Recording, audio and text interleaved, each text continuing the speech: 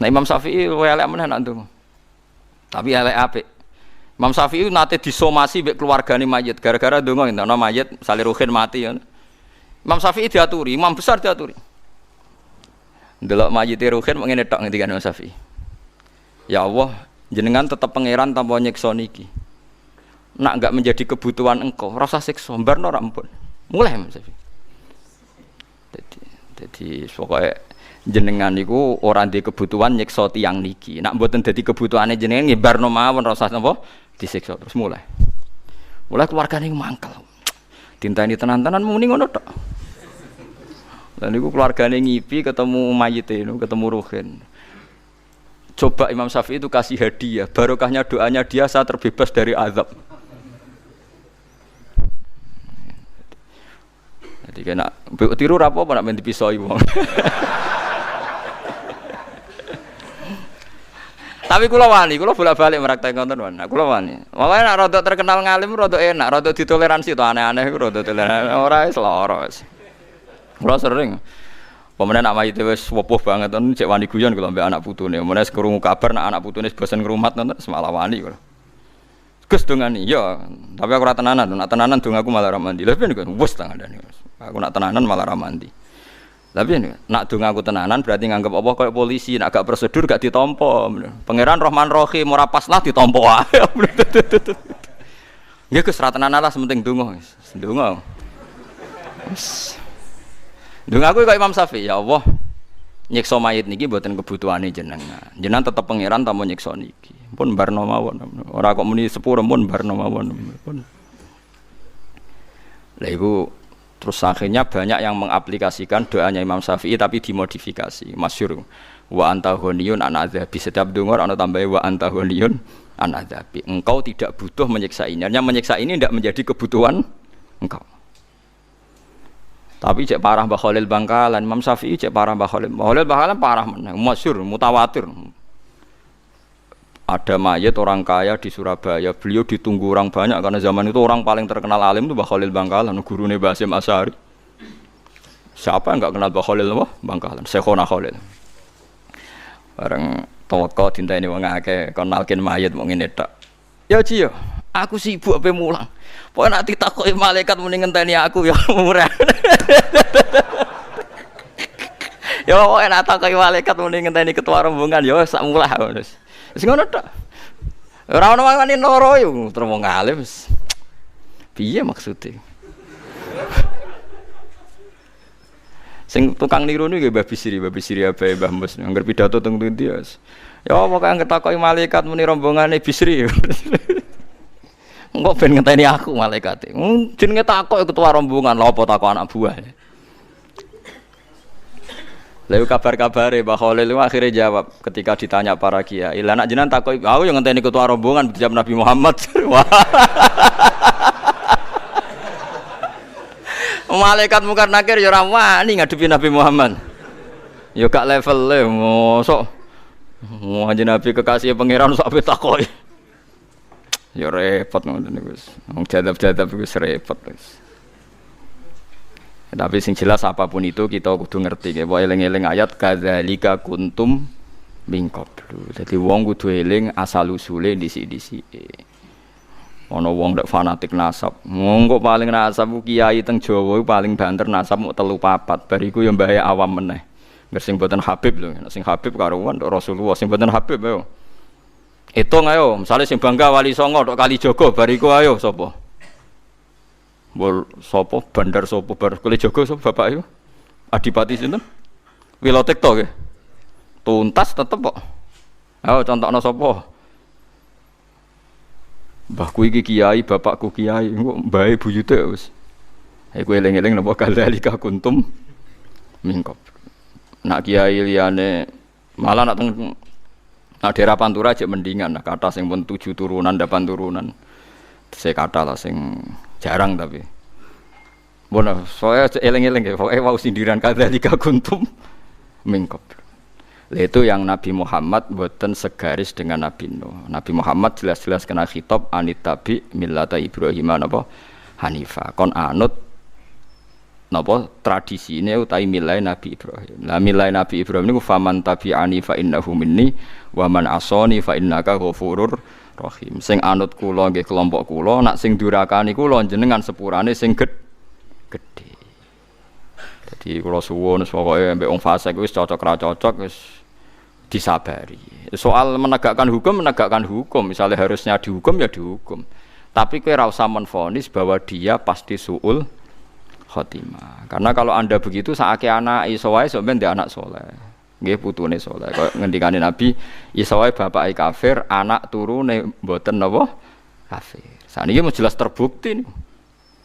Enggak sampean saiki terbukti nemale sampean ndelok teng Rusia, teng Amerika, mualaf, kathah sekali itu yang sing bapak-bapake kafir terus. Lah sing anak-anake pendeta sing sakniki nguntungno Islam niku kuwatah sanget sing bapake pendeta, anake pun dadi pemikir Islam besar. Pun anak putune pun akhirnya dadi bangga. Dadi kebanggaan wong Islam mantan pendeta, sampai kiai-kiai do iri. Kene mulai cilik Islam ra kon pidato, kono Islam lagi 2 minggu kon pidato. Teng daerah kula nek ana mualaf pidato gak ditampa. Nak teng mriki jek laris, teng mriki mboten ditampa. Kok enak Gus, kene Islam mulai cilik ra kon pidato, kono Islam lagi anyaran kon apa? Islam anyaran pidatone Islam kawak ngono wae repot. Tradisine ngoten daerah kula wae repot. Dieling-eling nggih, dados syariat Nabi Nuh yang enggak diikuti Nabi Muhammad itu menyangkut napa Rabbila tadzar alal ardi minal kafirin napa dayara. Terus wonten syariat ketiga, ini syariat Nabi Isa alaihi salam. Niku ubudiyah mahdo. Ubudiyah mahdo belas gak intervensi pangeran. Nabi Ibrahim iki ana intervensi meskipun intervensi bagus. Nggih nak maksiat nggih jenengan sepurane sing gedhe. Nah, dalam kasus yang benar-benar pelik yang enggak jelas jeluntrungannya, itu Nabi Muhammad niku ngikuti Nabi Isa. Ini niku ketika ada kasus di mana orang secara lahir itu baik tapi ternyata mentalnya busuk. Niku ngendikane Nabi Muhammad, fa aqulu kama qalal abdus sholeh. Ngeling-eling nggih. Fa aqulu kama qalal abdus sholeh. Maksudnya abdus sholeh niku Nabi Isa. Gini niku Nabi Isa akhirnya ngendikan in tu'adzibhum fa innahum ibaduk wa in taghfir lahum fa innaka antal azizul hakim. Dadi nek ampun mentok niku Nabi Muhammad anut Nabi Isa. Gusti nak jenengan siksa in tu'adzibhum nggih niku kawulane jenengan. Tuhake jenengan wong milik jenengan. Tapi kalau jenengan ampuni, jenengan yang lebih punya pertimbangan, layak ndak mengampuni. Jadi intinya enggak intervensi sama sekali. Wa in taghfir lahum fa innaka antal azizul hakim. Terus ada tiga perilaku Nabi. Yang Nabi Nuh nak roh maksiat langsung Rabbila tadzar alal ardi minal kafirin apa? Dayara. Kalau Nabi Ibrahim berempati, kalau bisa ya fa innaka ghafurur rahim. Kalau Nabi Isa sama sekali enggak intervensi. Ini ku ngendikan apa? In tu'adzibhum fa innahum ibaduk wa in taghfir lahum fa innaka antal azizul hakim. Anak kula anggere bingung ya anut Nabi Isa. Akhirnya kan gak ngambil sikap. Nggih biasa mawon. Diundang ngoplosan mati ya teko, penyanyi dangdut mati ya teko, diundang kiai mati ya teko. Kadang ana sing cangkem elek komentari kula. Gus, lah anak kabeh teko bedane apa wong saleh mbek wong dolim? Lah kowe wis ora bedane. Nggih pun Gus ya wis kowe sing bedakno ya mrene ngono. Perkara dene mangkel kabeh kok ditekani aku ya masuk akal oleh protes. Gus, lah kabeh kok tekani Gus. Lah terbedane wong saleh mbek wong dolim piye? Ya ora masuk akal pertanyaane. Tak takon. Lah kowe wis ora bedane. Pun Gus ya wis kowe wae sing bedakno. Gus. Wis takok. Jawab sing tenanan mono Gus. Lah nek kowe wis roh bedane dolim mbek saleh meneh Allah ora usah mbok warai ya muni ngono. Aku iku teko ngregani tangga ora perkara. Ya kaya Nabi Muhammad nekani ning Abdul bin Ubay ngregani anake. Samane ngregani tangga lah. Mergo anake tiyang napa? Saleh. Semulane kula suwun nek sampeyan ana mayit fasik. Itu ada kisah nyata itu lucu. Wonten tiyang niku wis naudzubillah nggih muga-muga ora menimpa kita. Ada orang itu bunuh diri. Padahal tiyangnya nyuwun sewu cara lahir nggih ustaz guru. Entah karena kasus apa ndak tahu. Niku hasil bunuh diri. Kiai-kiai itu karena dapat ilmu kalau bunuh diri itu enggak boleh disolat, enggak ada yang nyolati. Hanya orang alim berapa, akhirnya sing teko wong 10 wong alim kabeh sing duwe ilmune cukup untuk nyolati wong bunuh diri. Dadi malah keren akhirnya terus. Mergo kiai-kiai kono ora ono sing wani napa? Nyolati. Yo repot. Mergo mazhab ahli sunnah niku separuh. Bener ini namung separuh dalam konteks iki. Nabi Muhammad piyambak ngajari nggih namung separuh. Ngajarinya hanya separuh. Iki kula critani nggih. Nabi ku nek ana wong terlalu salah, niku mboten purun nyolati. Tapi ngengken sahabate nyolati. Niki rungokno tenan ben sampean ngerti fikih. Nabi ku ya pancen hukum itu kadang harus separuh. Separuh gini ya, kalau semua orang mensolati orang fasik, nanti kesannya orang fasik itu podo mek wong soleh, podo-podo diperlakukan sama. Tapi nak wong fasik ora mbok solati, karena wong fasik, lalu kita ini akan kena hisab besar. Begini tak warai matematika ngene tak rungono, so angel temen nerangno sampean Mas. Kowe sekali-kali seneng to mbek syariat Islam, senenge kados kula. Misale Zaid mati gini, fasik, matine nganggo oplosan, mati fasik. Separuh orang soleh sebaiknya jangan nyolati, terutama tokoh, sebaiknya ndak nyolati. Jadi sing nyolati tak anggap wong sing GR tokoh, memang aturannya gitu, sebaiknya tokoh itu ndak nyolati, tokoh sentral ndak nyolati. Sing nyolati ku 1-2 orang Islam. Guiling-gilingan siapapun mati alal Islam harus mendapat fasilitas di solati. Piawai nyolati mayat muslim itu wajib. Nah, ada ulama sosial yang memberi alasan, lebih ekstrim lagi alasannya.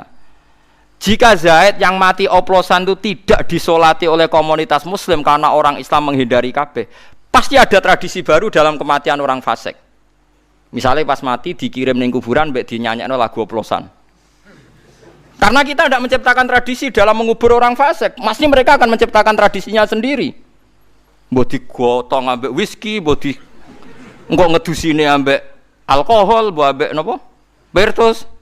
Nggo apa to oplosan kan? Ora roh dene wong saleh. Dene mau jawab, mun ajab darani iso dene. Dadi kalau itu yang terjadi, orang soleh dihisab pangeran. Kalau baleni malih ben sampean roh fikih. Enggak pancen iki ngaji fikih. Jika Zaid tadi orang Islam enggak melok nyolati, pasti mereka akan menciptakan tradisi baru. Ah saiki ora ono kiai sing teko, wis saiki ala kita. Kanca-kancane fasik teko nyanyi-nyanyi. Didusi ambek whisky, ambek whisky larang ra kuat, ya ngombe whisky ora kuat kok. Bertus ya. Ya ora sing rociu bareng gitu. Kan kita malah repot. Akhirnya kiai-kiai lu taslim. Kula nate digugat niku kula niku tangga desa kula niku kawin akad nikah. Niku awane jam 2 dangdutan. Jelas dangdutan wis dangdutan wis ngoten niku lah serono. Jam 7 niku kula ditimbali, Gus mangke ngakatno anak kula. Tapi ngapunten Gus mengke jam 2 ge ana dangdutan. Lah kok wani kodo aku. Lah paling jenengan pun pireng semawon. Waduh. Iya tapi aku ora delok krungu tok kowe mriko. Teko kula. Waline sapa? Niki. Seksine sapa niki? Ya kiai sing teko sapa niki kandhani kon teko aku sing ngundang. Teko kafe ta aku sing ngundang. Teko. Ya udah teko. Gus nak nganti kita teko dianggap melegalkan maksiat mergo kok ana apa? Dangdutan. Kiai diundang ana acara dangdutan teko. Ya kula alasan saya sederhana. Jika kita tidak datang, maka akan dikawinkan dengan tradisi yang tradisi kita. Bagaimana nanti kalau dinikahkan dengan wali yang salah, dengan syahid saksi yang salah, dengan cara yang salah? Setidaknya kalau kita sudah tidak bisa menghilangkan dangdutan, kita masih bisa mempertahankan cara nikah yang disahkan secara fikih.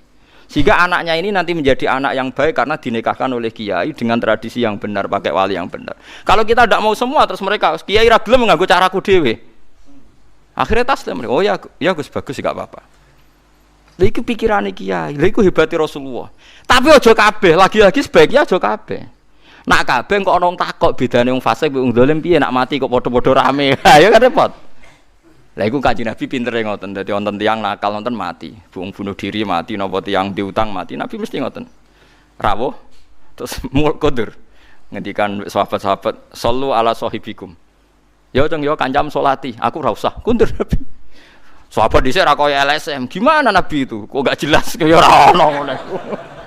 Ora ono Nabi kok dikritisi ngono ora ono. Paham? Mulane ngendikane Imam Nawawi teng Syarah Muslim ketika ngomentari sallu ala sahibikum ngendikan Nabi sebaiknya kalau ada orang fasik mati, tokoh sentral di kampung situ ndak usah ikut nyolati sebagai bentuk sanksi. Tapi sebagian harus nyolati supaya ngiling-ngilingan janazatul muslim memang berhak disolati. Nah cara kula bukan sekedar disolati, biar kaifiyah pada jenazah ini langgeng, nggih mboten. Artinya masih wong fasik selama ini kaifiyahnya kan anut kita kan, nggih mboten. Dikafani, dipendem, disolati, diadani. Sekali orang soleh itu anti kabeh, suatu saat orang fasik akan menciptakan tradisinya sendiri. Selama ini masih bagus, orang tidak sholat pun kan matinya disolati. Kowe ora usah wong medhit. Kok enak nyolati wong fasik, iku pangeran urusane pangeran. Sementing kita menciptakan tradisi wong mati itu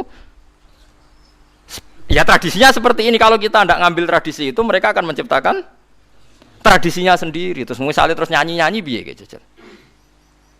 Lah iku sirine kenapa banyak orang alim sing bersinggungan mbek wong fasik. Itu sebenarnya niat mempertahankan syariat Kanjeng Nabi Muhammad sallallahu alaihi wasallam. Mulane sing hormat to mbek wong alim. Wong alim jan kontroversi. Tapi kira roh hitung-hitungane. Ya cok ngaji mbek kula niku tak omongno bolak-balik ben roh. Gak ngono ya repot. Jadi kita ini selalu menang. Kula bolak-balik nyontokno ngaji sore wae kula contohno. Nek iso kebenaran koyo mau nyembelih ayam pun. Nyembelih ayam itu dadi konsensus, nak marung kudu witik sing disembelih.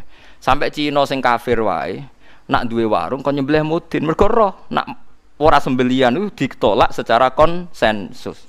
Akhirnya wong ra salat lah iku ya pitike disembelih. Paham ya? Paham sih kalau maksud. Lah ya wong ra salat kok wong ra ngregani pangeran, tapi nak untuk masalah pitik disembelih. Apa meneh nak di warung disembelih. Mergo nak gak disembelih ditolak secara konsensus. Jadi wong ra salat lah mbok tawani. Pak, iki pitik sembelian iki ora ke milih endi? Ah milih sing di sembelih. Nah, kita ini masih mendingan menang satu skor kan? Ada tradisi Islam yang dibenarkan bahkan oleh orang fasik. Sekarang ada orang fasik mati asal Islam loh. Terus ditanya, ini nanti dipendem ala kiai, sholat, adzan dan qomat apa ala wong fasik? Kok keluarganya jawabnya sing fasik lah, keluarganya fasik lah. Derek kiai mawon mesti kon. Kadang tapi kiai ini sing medhit, mau ndongani mergo fasik, mau nyolati. Jane urusane pangeran, wis ndongane aja suwe-suwe. Mane iki kula cerita, tapi aja kabeh. Dawuh Imam Nawawi ditauze, wow Rasulullah piyambak ngajari separonan. Separuh sahabat kan salat, separuh dijak napa? Kundur. Tapi Nabi milih yang enggak salat. Itu tadi terus kiasnya nanti tokoh sentral ini sebaiknya tidak. Ya ono sing takok. Lah tapi jenengan kan tokoh sentral kok salat. Lah aku ora tau GR tokoh sentral. Nah, berarti sing ra salat mau sing do GR tokoh apa sentral. Akhirnya do melok. Mboten Gus kula ora tokoh melok. Kacau kan. Mergo sing ora oleh sing tokoh napa? Sentral. Jadi cara ning kene Mustofa ora usah melok salat. Mergo tokoh napa? Sentral. Jadi ora usah melok salat. Aku tokoh ora usah. Dadi oleh. Dieling-eling ya. Dadi wong kudu diperhitungan. Nggih, eling kadzalika kuntum min qablu. Mbok kowe eling disi-disi.